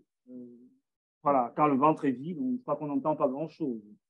Donc, ça, ce n'est pas de la condescendance, c'est simplement remettre les choses principales au cœur c'est remettre la case au milieu du village. Alors, tout à l'heure, quelqu'un posait la question de l'homme idéal. Ça m'amuse beaucoup parce que vous parlez à un philosophe, le secrétaire général, je suis aussi philosophe. Et en principe, pour Platon, ce sont les philosophes qui devraient diriger le monde. Je parle sous votre contrôle. En principe, ce sont les hommes. Voilà, les philosophes constituent la classe qui devrait diriger, selon Platon. Sauf que, bon, est-ce que ça existe? Je crois que non, à mon avis, c'est relativement utopique. D'avoir une classe de philosophes qui dirigent. Non, par contre, des philosophes qui dirigent, on en a à ma gauche. Voilà, du moins qui peuvent diriger, on en a à ma gauche. Alors, paix et prospérité. Est-ce que le fait d'avoir de l'argent dans les poches empêche, je reprends vos termes, de se préoccuper des questions politiques? Oui, pour moi, c'est vraiment important. Enfin, je pense que si on est contre le deuxième mandat ou le troisième, même, moi, si ça nous préoccupe, c'est parce que les précédents mandats n'étaient pas bien exécutés. C'est-à-dire que si on prend l'État de Singapour, on peut voir le travail du père fondateur, enfin du moins du monsieur qui hérite de l'État singapourien au lendemain de l'indépendance. On peut voir son travail. Et la contestation est résiduelle. la contestation du travail de ce monsieur est résiduelle pour une raison simple. C'est qu'au fil des années, son travail, le travail qu'il a exécuté, la qualité des mandats que lui a concédé le peuple sud-africain, c'est matérialisé par un mieux-être, d'abord un bien-être, ensuite un mieux-être et une relative prospérité qui fait en sorte d'ailleurs, enfin, on ne reste pas à Singapour trop longtemps. On est viré au bout d'un certain nombre d'années et le visa de travail n'est pas reconduit. Je crois qu'il y a une limitation du nombre de visas de travail. Voilà. On parle de limitation de mandat là, ici, mais il y a une limitation de nombre de visas. Donc, je pense que la prospérité annihile un certain nombre de préoccupations. Et voilà, quand on vit mieux, on se préoccupe de son bien-être plutôt que de choses comme cela. Donc, c'est important. Je ne reproduis pas la pyramide de Maslow, mais je pense que si on avait une prospérité au bout des deuxièmes mandats, on ne se préoccuperait même pas du troisième.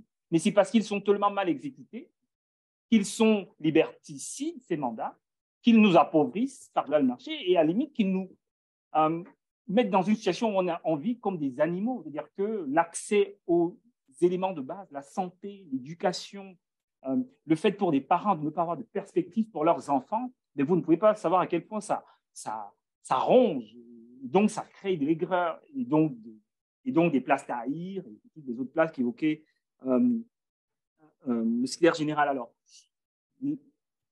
un fondement culturel à la limitation des mandats. Alors, je suis un peu contre l'argument. Je suis un peu contre l'argument parce que c'est un argument, c'est du sociocentrisme et c'est totalement en dehors de ce qui conduit à la vérité. Considérer que parce qu'on est africain, on aurait culturellement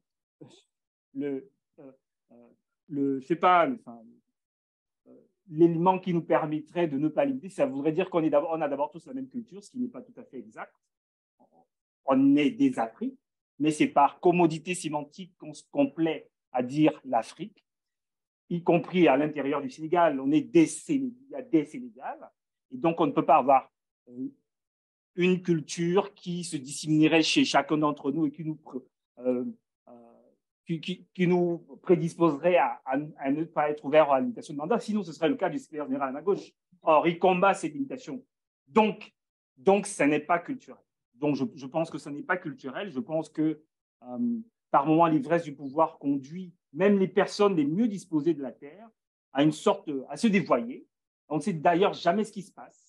Et on peut même le voir à un niveau résiduel, à un niveau individuel. Quand vous avez des amis, quand vous êtes étudiant et que vous partagez un sandwich à la cantine, ça va, vous allez au Crous, ça va. Une fois que le copain signe est trader à Londres, voilà, il vous salue plus avec la même empathie, enfin, avec la même sympathie. Et imaginez donc s'il devient président, enfin, on ne sait pas ce qui se passe. Il y a quelque chose qui se passe qui est mystérieux, qui relève du mystère. J'avais posé la question à Daniel Bourmeau, c'est un politologue français, et il me disait que c'est l'angle mort de la science politique. On n'arrive pas à savoir ce qui se passe dans ce moment-là, entre le moment où on est un vulgumpeku, c'est-à-dire un être humain banal, un commun mortel, et puis le moment où on devient un chef d'État, qu'est-ce qui se passe? On ne le sait pas. Il y a quelque chose. Et donc, je pense que rendre hommage aussi à notre continent avec sa vitalité et les défis que vous mentionnez, qui sont de grands défis, que je partage parce qu'il faut bien vous resituer. On a à peu près 60-70 ans d'existence. C'est la génération africaine, c'est l'une des premières générations les plus diplômées de l'histoire africaine. Je veux dire contemporaine, moderne. Parce que si on parlait au Kémite, il dirait autre chose. Donc là, il y a un défi et on est capable de les relever. Il y a de la matière grise pour les relever, il y a des bras pour les relever. Et il est bon qu'on ne tombe pas dans des arguments. Non, il n'y a pas une ADN de la longévité du pouvoir ou d'une volonté. À mon sens, ça n'est pas culturel, même si on peut trouver dans nos langues des éléments qui associent le pouvoir à la jouissance ou le pouvoir, voilà. Non, je pense que ça peut être culturel. De mon point de vue, c'est risqué. En tout cas, voilà.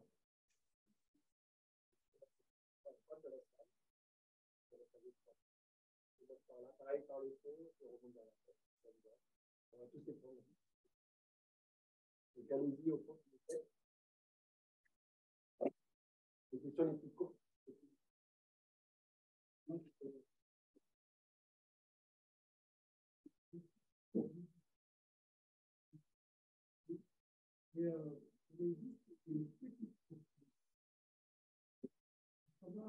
Comment est-ce qu'on fabrique à gagner? C'est pour le mécanisme. Comment on l'organise?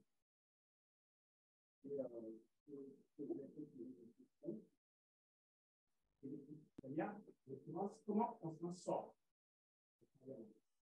Quelles sont vos solutions? Merci. Merci. Il y a une question à votre droite, ensuite monsieur. Bonsoir. Ça fait très longtemps. C'est mon grand-père qui m'a accueilli à l'université de Dakar. On s'est mis ensemble. Mon adversaire, mon grand-frère et mon ami. C'est pourquoi je tenais à être là. Je voulais poser d'abord des questions à essayer de mission. Entre guillemets, je suis le représentant du grand parti de Malgament. Ma première question est la suivante. On parle de débat de troisième mandat. On parle de président ou de dirigeant qui veulent s'imposer. Est-ce qu'on ne devrait pas aller plutôt plus loin par une cause de ce portée que nous avons tous dans les pays africains sur le troisième mandat? Est-ce qu'il peut copier le modèle à l'européen pour avoir un président qui vient, qui peut demander ici ou pas? Il y a le modèle allemand qui est là avec une conscience élevée. On a vu Schröder qui a fait 6 ans. On a vu Angela Merkel qui a fait 6 ans. En Hollande, on a des Margaret Thatcher, etc. Pourquoi nous, à l'Africain, on veut tout copier? Vous parlez de l'histoire de l'Afrique. L'histoire de l'Afrique, c'est quoi? On est tous de royaumes. Et dans ces royaumes-là, c'est soit le neveu qui succédait ou le fils du roi. Donc, pour moi, il n'y a pas de science infuse qui dirait que il faut faire comme ça. C'est pas comme ça, les équipements de l'Union. On peut adopter un système à l'Africain. C'est-à-dire réfléchir, on vous dit, on a la matière grise. On a la femme, on a des gens super diplômés, on va vouloir toujours copier les choses. Ça, c'est la première chose. Ma deuxième, c'est le débat sur le troisième mandat aussi.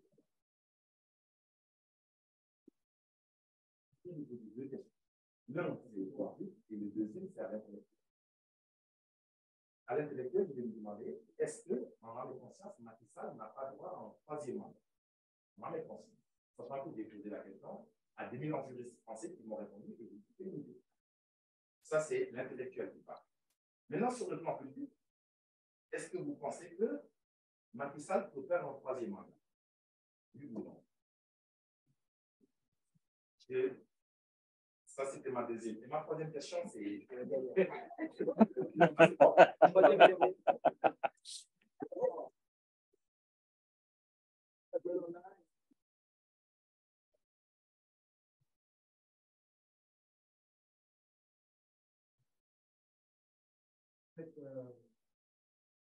D'abord, je m'insère un peu dans la notion d'étudiant, intellectuel, au-dessus du peuple, qui travaille dans les salles de cours, et qui cherche la connaissance et qui n'en fait pas trop de choses. Moi, je suis plus. Moi, de mon temps, quand j'étais étudiant ici, en France, partout, c'était des étudiants intellectuels au service de leur peuple. Quand les étudiants peuvent changer, réfléchir dans la salle, et puis se nourrir d'intellectualisme avec des théories, et s'ils n'interviennent pas dans la vie réelle, ça c'est pas. Moi, je suis plus ailleurs. Hein? Donc, je ne suis pas intellectuel et pourtant je m'intéresse. Je viens du 18e. Alpha, c'est de quoi je parle. Ceux qui pensent que les masses ne comprennent rien sont des gens qui doivent absolument repartir dans la base. Je viens du 18e pour mobiliser demain, dans le cadre d'un mouvement citoyen 24, pour se mobiliser demain en France, à la diaspora, pour s'opposer au troisième mandat de Macky Sall, un troisième mandat illégal. Quand je rentrais dans les commerces, dans les restaurants, je voyais les Sénégalais. Vous aurez les films, hein, vous pouvez voir dans les réseaux sociaux. Vous voyez, je ne vais même pas expliquer les 5 points de l'achat. Donc, on n'a que 5 points dans les 24 pages. Mais il peut l'expliquer mieux que nous dans la salle ici. Mieux que vous et moi. Donc, arrêtons de prendre les masses, des demeurés, des gens qui vivent là, qui sont là à rechercher le 1 euro pour avoir le bon. Il n'y a pas de démocratie sans ventre plein. Mais quand on n'a pas le ventre plein, on n'a pas de démocratie, il faut aller chercher. Donc moi, ce que je veux dire, cette problématique du troisième mandat n'appartient pas qu'au Sénégal. Elle appartient à plus de 27 États africains. Si vous, étudiants, ça ne vous concerne pas, vraiment, les bras m'ont tombé. Il y a 27 États africains qui sont dans ce contexte. Vous allez au Palais Bourbon à côté. Ils sont en train de nous étudier comme des singes en 2021. L'Assemblée nationale a fait tout un séminaire sur cette problématique du troisième mandat par rapport à ces anciens pays colonisés. Qu'est-ce qui leur arrive là avec ces histoires de troisième mandat? Parce que comme le dit le professeur Babacar, c'est impensable que Macron dise moi je veux un troisième. Et pourtant, nous, ça se passe. Et ils nous étudient comme ça, comme si on était aux zoo. Si vous ne prenez pas ce combat-là, vous étudiants, le combat où vous êtes des étudiants au service du peuple, vous travaillez demain pour votre peuple. Donc prenez en charge cela. Et celui qui vous parle n'est pas apparenté politique. C'est mon ami, vous êtes politique. Mais moi, je suis de la société civile. Ça fait 30 ans que je suis dans la société civile. Je travaille pour l'intérêt général. La politique n'appartient pas aux partis politiques. Vous l'a dit le professeur Bawaya. Si vous voulez qu'on signe un imaginaire d'une société qui marche mieux sans troisième mandat, il va falloir que vous y participiez sans être partie prenante sans être partie non. Mais c'est votre combat. C'est votre combat. Le principe du troisième mandat, par essence, c'est une stratégie, non seulement d'un autre âge, antidémocratique, mais qui consiste à confisquer le pouvoir. C'est une manière d'un groupement de personnes d'intérêt particulier pour confisquer le pouvoir à l'intérêt général. Donc, ce n'est pas une histoire de fous furieux dans les partis politiques qui veulent prendre le pouvoir et des étudiants qui sont là à les écouter dans les salles. C'est une histoire foncièrement pour le peuple qu'on puisse s'en sortir. Parce que ce groupement-là est un groupement lié à des oligarchies, à récupérer les ressources dans les pays, à faire en sorte que ça reste entre eux. Donc, c'est un combat qui nous concerne. Alors, quand je vois les questions, comment on fait pour s'en sortir? Je ne sais pas, il vous donne la voie. Il faut se battre, non seulement pour que ce pouvoir soit récupéré, mais suivre ces fameux politiques comme de lait sur le feu, parce que ces politiques ont la prétention de vouloir le diriger. Moi, je suis là, je n'ai pas de prétention de diriger personne. Par contre, je les surveille. Leur programme, je surveille leurs propositions, je surveille leurs engagements. Si demain, ils ne les appliquent pas, je demande effectivement qu'on les change. C'est ça notre rôle. Sinon, allez prendre le pouvoir. Donc, nous, notre problème, c'est la question que je pose d'abord là. Quelles sont les garanties? Parce que c'est ça le vrai problème. Que les politiques nous donnent de changer réellement les choses. Quand ils disent que Watt avait une chance inouïe de pouvoir changer ce système présidentiel qu'on avait, d'accord? Mais vous voyez très bien la limite de notre démocratie. Quelqu'un va te dire, quand je vais aller au pouvoir, je vais vous mettre en place l'application des assises nationales, nous aurons une autre vision. Si on ne peut pas aujourd'hui avoir un régime parlementaire, on ira vers un régime semi-parlementaire. Une fois qu'on l'a élu, on est lié à lui. C'est le problème. Donc, je voulais dire en disant, à ce que les gens aient des programmes, travaillons sur des programmes des politiques, tels que par exemple, un politique qui est au pouvoir, tous les ans, on vérifie par rapport à ce qu'il a dit. Si effectivement on atteint de la population, il n'a pas respecté sa chose, on n'a pas besoin d'attendre 5 ans ou 7 ans, on le dégage. Travaillons à ce que ces programmes-là soient pris en charge. Il y a 50 000 idées des assises qu'on a posées, mais vous ne pouvez pas être des acteurs sceptisants dans votre coin parce que vous êtes des étudiants. Je vous remercie. Merci. D'abord, merci beaucoup. Merci aux étudiants de Sciences Po d'avoir organisé cet événement. Ce panel, qui n'est pas un panel politique, qui est un panel de savoir. Elle a parfaitement raison. Et ici, je viens rencontrer pour la première fois Sonko, quand il était venu à Paris depuis 2019. Je suis pas d'accord avec Sonko, je suis téléphone. Vous avez répondu avec le professeur Ibrahim Masson, il avait théorisé au Sénégal. On avait théorisé. Madame, vous avez parlé de culture, on peut trouver effectivement dans nos représentations culturelles des moments qui montrent effectivement non pas la démocratie à l'occidental, mais qu'il y a une diversité de démocratie. Il suffit d'aller convoquer la charte du Mandé, il suffit de lire Souverain et Mandingue pour voir le Guillot et une montée des listes. Il faut voir seulement particulièrement quand il fait dans sa citation aime le roi, mais ne le fait pas comme le roi n'a pas d'avis, etc. Donc, il y a un philosophe ivoirien qui s'appelle Tayo Bidessété qui disait introduire la tradition dans la modernité. C'est-à-dire qu'on va chercher dans la socioculture africaine qu'est-ce qui peut faire que nous soyons bien. C'est pourquoi quand j'ai entendu M. Bogoyo Dino, venu un peu en retard, quand je l'ai entendu dire ce n'est pas le nombre de mandats qui doit être critiqué, mais la qualité, c'était la même. Il a expliqué, je me suis calmé. Il est revenu expliquer, mais je dis, mais je ne comprends pas. Je vais le convoquer pour donner une conférence, parce que moi, j'organise des conférences à Paris. J'essaie de solliciter les intellectuels africains qui sont de passage à Paris pour nous parler. Je suis apolitique, mais je suis un penseur. Et j'aime bien entendre des gens de savoir comme Babacar, comme M. Etienne, comme M. Émile, etc. Et les jeunes de sciences. Ma question, en quoi les débats sur le troisième mandat sont-ils révélateurs de la crise de la démocratie? Parce qu'il dit, en quoi les débats sur le troisième mandat sont-ils révélateurs de la crise de l'homme en Afrique de l'Ouest? Il devient menteur. Il devient corruptible. Il faut, et je pense que Babacar l'a dit, construire le citoyen africain. C'est une construction. La citoyenneté est une construction. Elle dépasse effectivement les appartenances ethniques.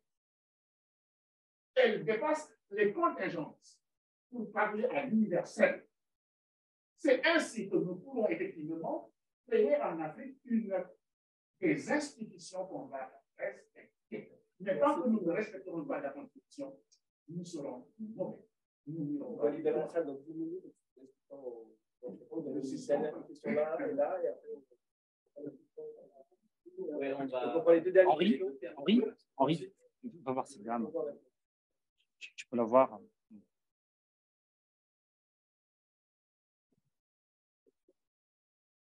Moi, je voulais déjà remercier Sciences Po et l'étudiant de 121 pour la co-organisation de cet événement. Donc, moi, je voulais poser une question plutôt sur la faiblesse, on parle de la puissance du chef d'État, et sur la faiblesse du chef d'État au moment de la fin de son deuxième mandat. Dans quelle mesure, sur l'entourage ou la peur du lendemain, peut jouer dans le fait de vouloir penser à un troisième mandat. Et l'autre question, c'est, on entend, après ça peut être vrai ou pas vrai, quelle est l'influence des plus fortes à l'époque où on parlait pour ne pas mettre un candidat par rapport à l'histoire.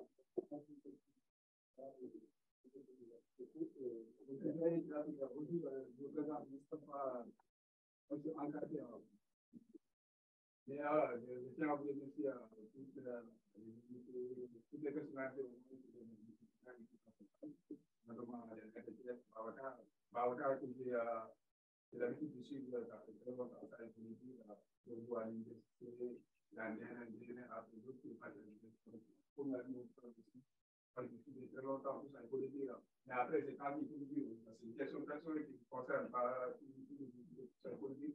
Donc, j'ai suivi, j'ai laissé tout ça pour les causes lors du développement Sénégal, à l'avancement des questions, à toutes sortes d'institutions, aussi qui peuvent permettre à tout ce qui est la question de démocratie. Ça fait très longtemps, vous avez pris votre distance, ça a sévi, vous avez vieilli, vous avez fréquenté votre médical, on verra bien. Après, voilà, c'est une question, c'est juste pour aussi rebondir sur cette question. On a dépassé le moment. 5 minutes. Excusez-moi. Oui, mais désolé, on doit quitter la salle. On est même en retard. C'est une erreur de ma part. Donc, 5 minutes de réponse et on va y passer. Très rapidement.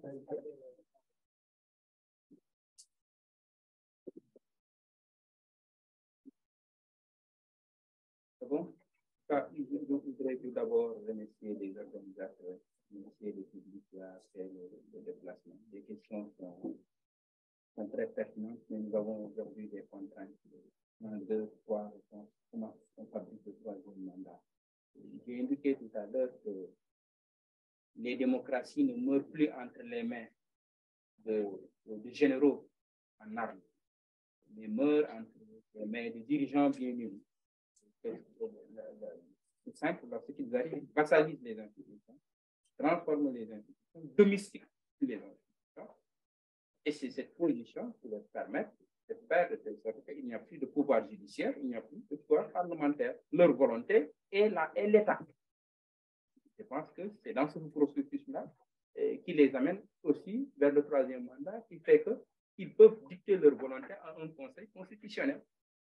Et qui fait que le conseil constitutionnel, on dit faisons confiance au conseil constitutionnel. Au moment où on dit faisons confiance au conseil constitutionnel, tout le monde peut anticiper sur la réponse du conseil constitutionnel. Et quelle est la meilleure constitution? Je pense qu'il n'y a personne qui peut vous dire quelle est la meilleure constitution. Lorsqu'on a demandé au sage Solon quelle est la meilleure constitution, il a dit, dites-moi pour quel État et pour quelle époque. Nous avons nos propres défis en Afrique. Les Européens ont leurs défis. Les autres ont leurs défis. Ils réfléchissent pour leurs propres défis. C'est à nous de réfléchir, d'inventer, de créer, d'imaginer pour nos propres défis. Donc, voilà, bon, moi, c'est une histoire de solution à l'africaine, là, bon, je n'y crois pas très sincèrement.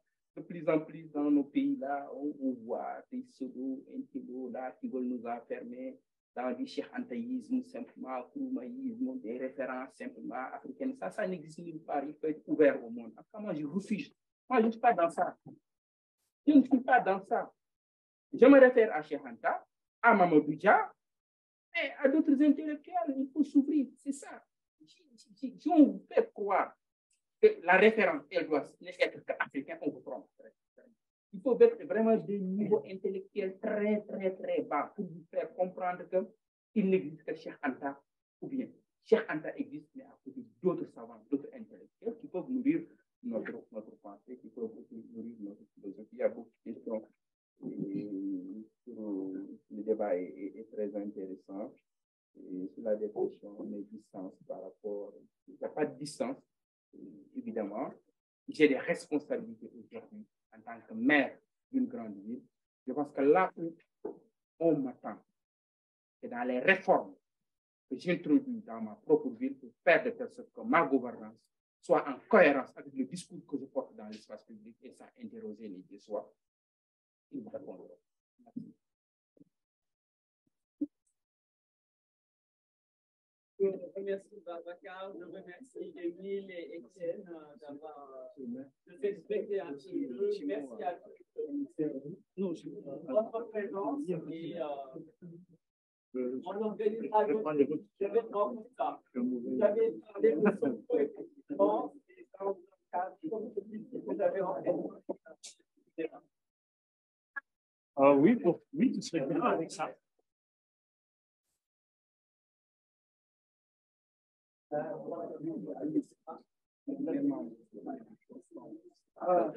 C'est fait là.